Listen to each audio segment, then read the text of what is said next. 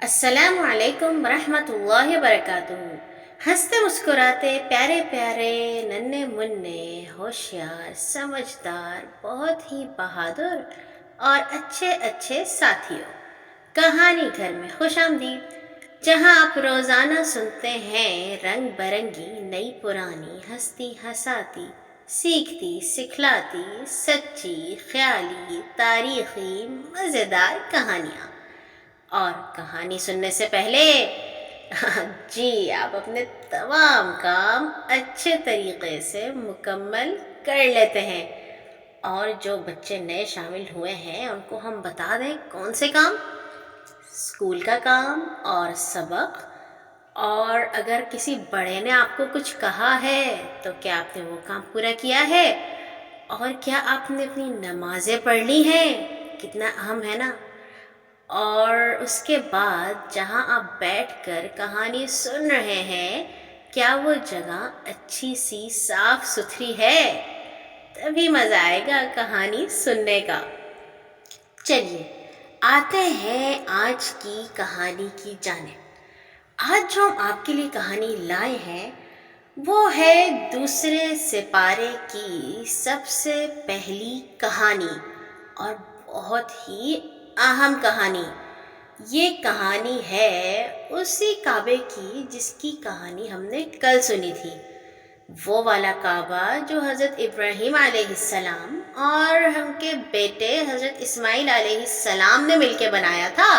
اور اللہ تعالیٰ سے دعا کی تھی کہ اللہ تعالیٰ اس گھر کو تمام مسلمانوں کا مرکز بنا دے اور ان کو یہاں پہ بہت ساری نعمتیں اور پھل عطا فرمائے۔ تو وہی کعبہ حضرت ابراہیم نے جب بنایا تھا، اور اس کے بعد جتنے بھی انبیاء آئے تھے، حضرت یوسف علیہ السلام، حضرت یعقوب علیہ السلام، حضرت داؤد، حضرت عیسیٰ، حضرت موسیٰ علیہ السلام، تمام انبیاء ادھر کعبے پہ آتے تھے، وہاں پہ حج کرتے تھے، وہاں پہ عمرہ کرتے تھے اور اللہ تعالیٰ سے دعا کرتے تھے۔ اور نبی صلی اللہ علیہ وسلم تو پیدا ہی مکہ میں ہوئے تھے جہاں پہ کعبہ بنا ہوا تھا۔ تو دوسرے سپارے میں آپ لوگوں کو پتہ ہے نا سب کو کہ سیقول السفہاء سے یہ سپارہ شروع ہوتا ہے، اور سیقول السفہاء کا مطلب ہے کہ یہ جو لوگ ہیں جو بات نہیں مانتے اور یہ جو بیوقوف لوگ ہیں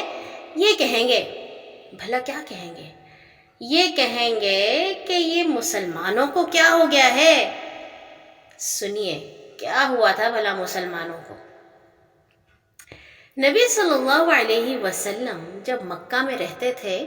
تو اللہ تعالیٰ نے ان کو کہا تھا کہ آپ نماز پڑھا کیجئے۔ پہلے تو وہ 2 رکعت پڑھتے تھے، اور پھر اس کے بعد جب نبی صلی اللہ علیہ وسلم آسمانوں کی سیر کر کے واپس آئے، اس کی کہانی پھر سناؤں گی میں آپ کو۔ جب آسمانوں کی سیر کر کے واپس آئے تو اللہ تعالیٰ نے ان کو 5 نمازوں کا تحفہ دیا، جو ہم پڑھتے ہیں نا، فجر، ظہر، عصر، مغرب، عشاء، یہ 5 نمازیں اللہ تعالیٰ نے تحفہ دی تھی پیارے نبی صلی اللہ علیہ وسلم کو۔ اور پیارے نبی صلی اللہ علیہ وسلم یہ نماز اس طرح پڑھتے تھے کہ جب وہ کھڑے ہوتے تھے تو ان کے سامنے کعبہ بھی ہوتا تھا اور ان کے سامنے بیت المقدس بھی ہوتا تھا۔ بیت المقدس بھلا کیا ہے؟ فلسطین میں وہ والی جگہ جہاں پہ حضرت موسیٰ نے اپنی قوم کو لے کے جانا تھا۔ بیت المقدس وہ والی جگہ تھی جہاں پہ اللہ تعالیٰ نے بہت سارے انبیاء کو بھیجا تھا، اور وہاں پہ حضرت سلیمان علیہ السلام نے ایک بڑا سارا عالیشان محل بھی بنایا تھا، اور جو یہود تھے، جو بنی اسرائیل تھے، وہ سارے لوگ بیت المقدس کی طرف رخ کر کے نماز پڑھا کرتے تھے۔ اور چونکہ حضرت محمد صلی اللہ علیہ وسلم بھی اسی دین کے پیروکار تھے جو لے کے آئے تھے حضرت موسیٰ اور حضرت ابراہیم، تو وہ بھی بیت المقدس کی طرف ہی منہ کر کے نماز پڑھتے تھے۔ مگر پیارے نبی کوشش کرتے تھے کہ وہ ایسے رخ پہ کھڑے ہوں کہ ان کے سامنے کعبہ بھی آ جائے اور بیت المقدس بھی آ جائے، کیونکہ اللہ تعالیٰ نے انہیں یہ ابھی نہیں کہا تھا کہ آپ نے کعبے کی طرف ہی رخ کرنا ہے۔ اب ہوا یہ کہ جب کفار نے نبی صلی اللہ علیہ وسلم کو اور ان کے ساتھیوں کو بہت ہی ستانا شروع کر دیا، تو پھر اللہ تعالیٰ نے کہا اب آپ ہجرت کر لیجئے۔ ہجرت کا مطلب ہے آپ یہ جو کفار کا جو ملک ہے نا، یہ جو کفار کا وطن ہے، اس کو چھوڑ کے ایسی جگہ پہ جائیے جہاں پہ آپ کے ساتھ بہت زیادہ مسلمان ہوں۔ تو حضرت محمد صلی اللہ علیہ وسلم مکہ چھوڑ کے مدینہ چلے گئے۔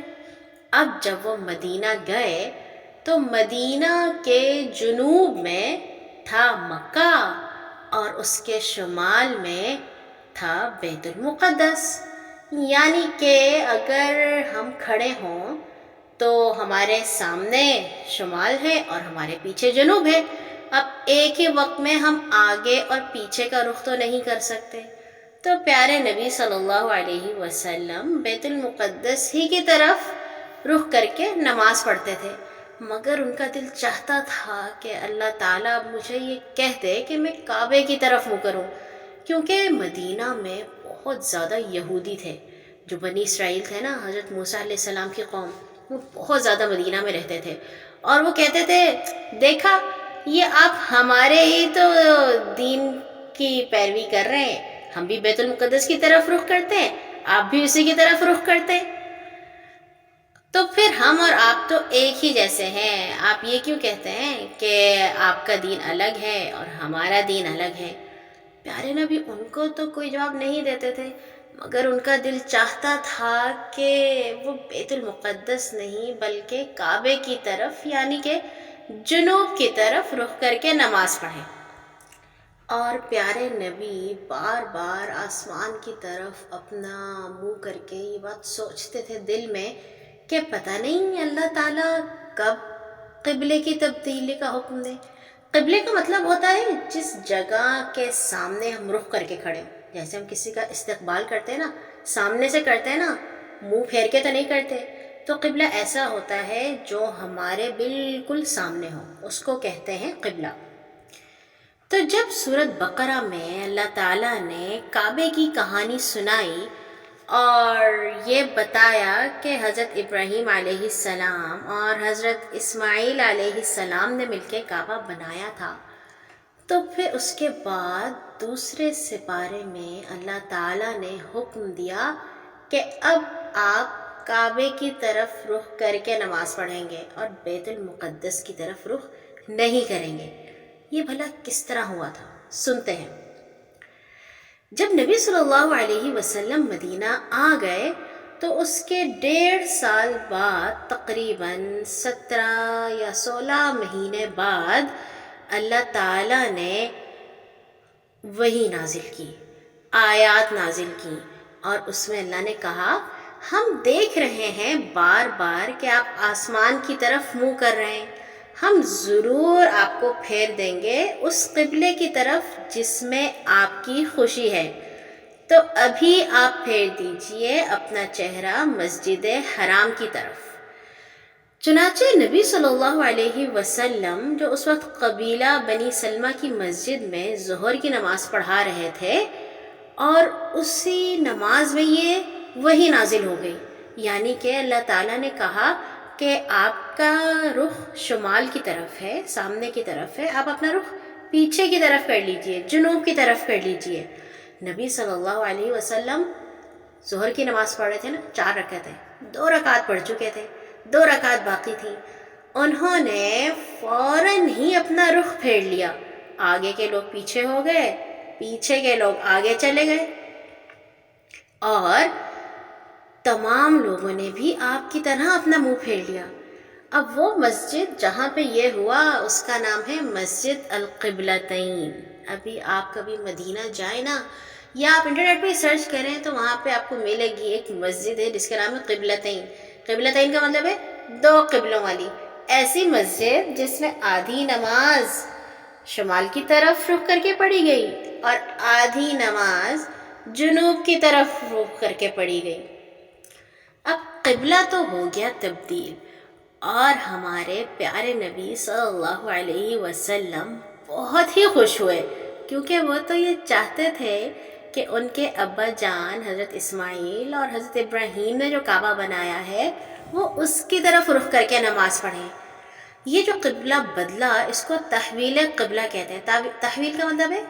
بدلنا، اور قبلہ کا تو مطلب میں نے آپ کو بتایا ہے، جس کے سامنے آپ کھڑے ہوں۔ جو تحویل قبلہ ہوئی اس سے یہودی بڑے پریشان ہوئے، ان کو بڑی ہی سخت تکلیف پہنچی، حالانکہ وہ پہلے بھی خوش نہیں تھے۔ وہ کہتے تھے کہ اگر یہ محمد کہتے ہیں کہ ہمارا دین الگ ہے اور تمہارا دین الگ ہے، تو پھر یہ ہمارے قبلے کی طرف کیوں رخ کر کے نماز پڑھتے ہیں؟ مگر دل دل میں تو وہ خوش ہوتے تھے کہ دیکھا ہمارے ہی قبلے کی طرف رخ کرتے ہیں۔ مگر جب اللہ تعالیٰ نے یہ کہہ دیا کہ نہیں، اب آپ بیت المقدس نہیں بلکہ کعبے کی طرف رخ کریں گے، تو وہ بڑے ناراض ہوئے، کہنے لگے کہ یہ کیا بات ہوئی ہے، اور کہنے لگے کہ جو ہے چونکہ یہ ہر بات میں ہمارے سے لڑائی کرتے ہیں، ہر بات میں ہماری مخالفت کرتے ہیں، اسی لیے انہوں نے یہ قبلہ بدلا ہے۔ اور وہاں پہ کچھ منافق بھی رہتے تھے۔ منافق ایسے لوگ تھے جو کہتے تھے کہ ہم مسلمان ہیں، مگر اندر سے مسلمان نہیں تھے وہ۔ انہوں نے بھی بہت اعتراض کرنا شروع کیا، اور جب انہوں نے اتنی زیادہ باتیں کیں، انہوں نے کہا یہ جو محمد ہے نا، ان کو کچھ پتہ ہی نہیں ہے، صحیح بات ہے، کبھی کوئی بات کرتے ہیں، کبھی کوئی بات کرتے ہیں، کبھی کہتے ہیں اس طرف رخ کر کے نماز پڑھو، کبھی کہتے ہیں اس طرف رخ کر کے نماز پڑھو، ان کو تو کچھ پتہ ہی نہیں ہے۔ تو اللہ تعالیٰ نے پھر یہ کہا کہ یہ بیوقوف لوگ کہیں گے کہ مسلمانوں کو کس نے پھیر دیا ہے۔ بیوقوف کہا اللہ تعالیٰ نے ان کو جو ایسی باتیں کر رہے تھے۔ اور پھر اللہ تعالیٰ نے کہا کہ شمال، جنوب، مشرق، مغرب، ساری طرف اللہ تعالیٰ ایک ہی ہے، جسے وہ چاہتا ہے وہ ہدایت پہ رکھتا ہے۔ اور پیارے نبی، آپ پہلے جس قبلے پر تھے وہ ہم یہ دیکھ رہے تھے، ہم نے اسی لیے مقرر کیا تھا کہ یہ دیکھیں کہ کون رسول کی پیروی کرتا ہے۔ یعنی کہ پہلے ہم دیکھ رہے تھے کہ جب آپ بیت المقدس کی طرف رخ کر کے نماز پڑھتے تھے تو کون اس طرف رخ کر کے نماز پڑھ رہا ہے، اور کون آپ کی بات نہیں سنتا اور الٹے قدموں پھر جاتا ہے۔ یہ بڑی مشکل بات ہے۔ اللہ تعالیٰ نے ایک دم سے کہا نا کہ اپنا رخ پھیر دیں، تو مسلمان اور کفار سبھی حیران ہو گئے تھے، مگر جو بالکل سچے مسلمان تھے نا، انہوں نے فوراً نبی صلی اللہ علیہ وسلم کی بات مانی تھی، کیونکہ پھر اللہ تعالیٰ نے کہا کہ ساری جو جہات ہیں، سارے جوانب جو ہیں وہ اللہ تعالیٰ کے ہیں، کسی کو اعتراض کا کوئی حق نہیں ہے۔ اور پھر اللہ تعالیٰ نے یہ بھی کہا کہ اب ہمیں پتہ چلا ہے کہ کون اصل میں مسلمان ہے اور کون بس ایسے ہی نمائشی مسلمان ہے، کیونکہ جو دوسرے لوگ تھے وہ بھی دل دل میں تو یہ سوچ کے خوش ہوتے تھے نا کہ قبلہ تو ہمارا ہی ہے، مگر جب کعبے کی طرف رخ کرنے کا حکم ملا تو بہت سارے لوگ دور ہو گئے، اور سب کو پتہ چل گیا کہ کون سچا مسلمان ہے اور کون منافق ہے، کون نبی صلی اللہ علیہ وسلم کی پیروی کرنے والا ہے اور کون دین سے پھر جانے والا ہے۔ اور پھر جانتے ہیں اللہ تعالیٰ نے کیا کہا؟ اللہ تعالیٰ نے کہا کہ یہ یہودی اور یہ عیسائی ایسے لوگ ہیں کہ اگر آپ ان کی ساری باتیں بھی مان لیں نا، آپ ان کو جتنا مرضی خوش کر لیں، آپ کپڑے بھی جیسے پہنیں، آپ کھانا پینا بھی جیسا کریں، ساری باتیں کر لیں، پھر بھی آپ سے خوش نہیں ہوں گے اور آپ کی بات نہیں مانیں گے۔ بس یہ ہوگا کہ ان کی باتیں مان کے آپ اللہ تعالیٰ کو ناراض کر دیں گے۔ پھر اللہ تعالیٰ نے یہ کہا کہ اب کوئی بھی کہیں بھی موجود ہو، دنیا کے کسی کونے میں، چاہے وہ سمندر کے درمیان ہو، چاہے وہ دور کسی جزیرے پہ ہو، یا وہ کسی اونچے پہاڑ پہ ہو، یا وہ کسی کھلے میدان اور صحرا میں ہو، سب لوگ اپنا رخ کریں گے مسجد حرام کی جانب۔ اور پھر اللہ تعالیٰ نے کہا کہ جو ایسا نہیں کرے گا اور مجھے بات نہیں مانے گا اور مجھ سے نہیں ڈرے گا، اس سے میں بہت ناراض ہو جاؤں گا۔ تم لوگ ہمیشہ مجھے یاد رکھو اور میرا شکر ادا کرو،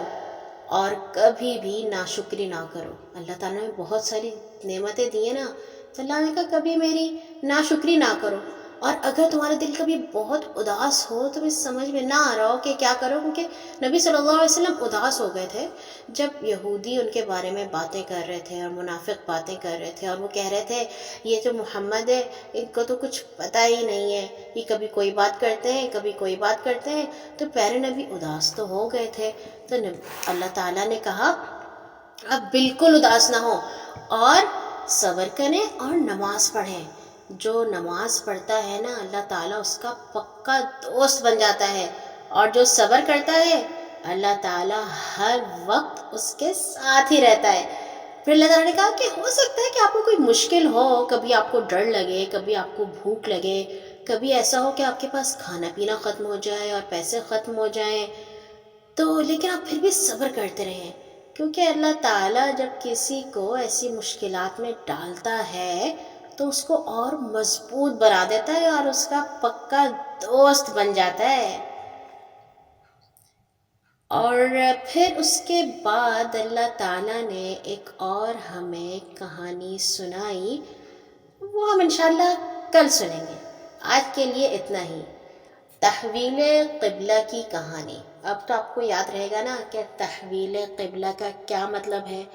اور آپ کو یہ بھی یاد ہوگا کہ